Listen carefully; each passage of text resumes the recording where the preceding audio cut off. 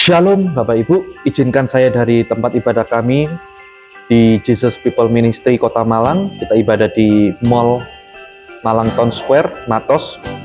Izinkan saya ingin membagi 3 resep bahagia menurut Alkitab. Tentunya kita sebentar akan menutup tahun 2024. Kita mungkin mengalami berbagai masalah, kita mungkin diuji berbagai masalah. Biarlah kurang dari 1 bulan kita akan menutup tahun 2024 ini, kita boleh hidup berbahagia. Dan biarlah tahun 2025 saya berdoa kita semua boleh bahagia dengan menerapkan 3 prinsip ini. Bapak Ibu, dalam 1 Tesalonika 5 ayat 16 dikatakan, bersukacitalah senantiasa. Firman Tuhan mengatakan dan memerintahkan agar kita bersukacitalah senantiasa apapun keadaanmu. Tahun 2024 mungkin kau hampir tenggelam oleh badai yang menerpa. Tetapi Alkitab mengatakan bersukacitalah senantiasa, sebab pertolongan Tuhan nyata adanya. Saya akan membagikan 3 hal bagaimana kita bisa bersukacita. Yang pertama, kita bisa bersukacita, kita bisa berbahagia karena kita mengenal Tuhan. Dalam Ulangan 33 ayat 29 dikatakan, berbahagialah engkau, hai Israel. Siapakah yang sama dengan engkau? Suatu bangsa yang diselamatkan oleh Tuhan, perisai pertolongan dan pedang kejayaanmu. Sebab itu musuhmu akan tunduk menjilat kepadamu, dan engkau akan berjejak di bukit-bukit mereka. Firman Tuhan mengatakan, berbahagialah orang yang mengenal. Bangsa Israel mengenal akan Tuhan, maka itu Tuhan menyertai bangsa Israel.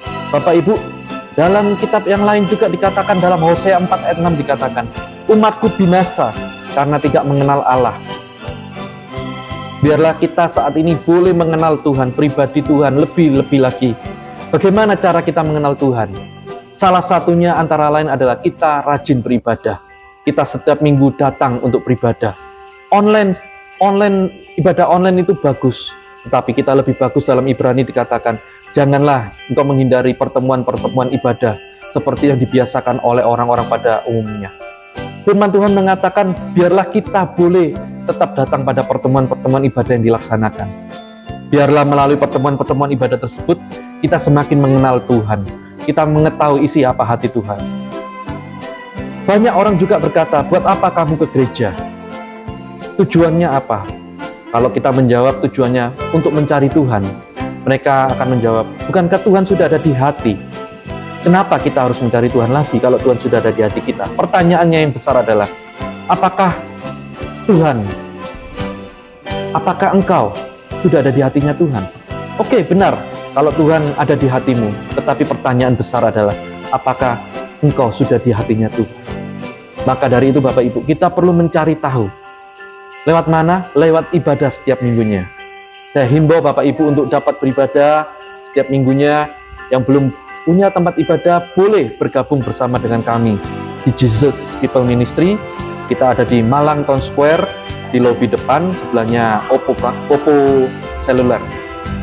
Kita boleh ibadah bersama-sama. Dalam 1 Yohanes 4 ayat 8 pun dikatakan, barang siapa tidak mengasihi, ia tidak mengenal Allah, sebab Allah adalah kasih.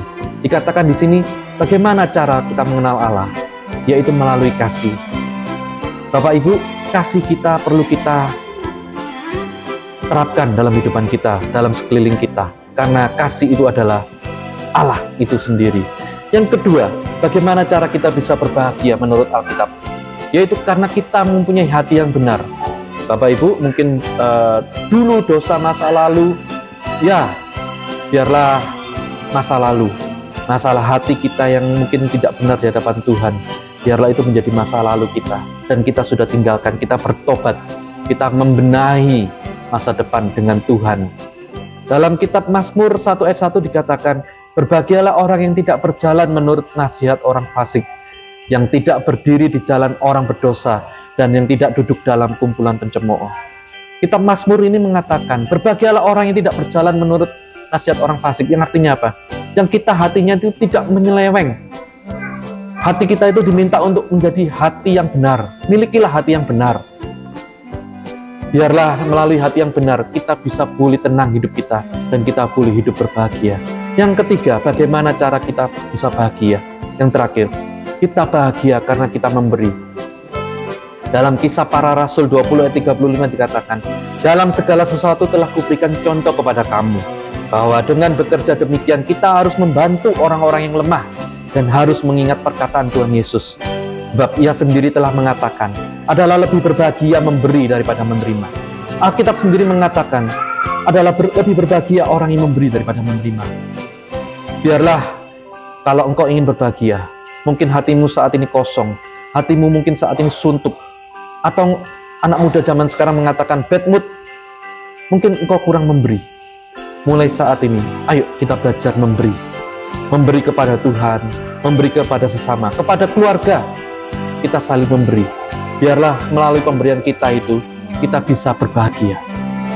Dan yang terakhir, walaupun hidup pasti akan memiliki tantangan Bapak Ibu, Alkitab menjanjikan damai sejahtera dan harapan yang hanya bisa ditemukan di dalam Tuhan. Tetap cari Tuhan, biarlah hidup kita berbahagia.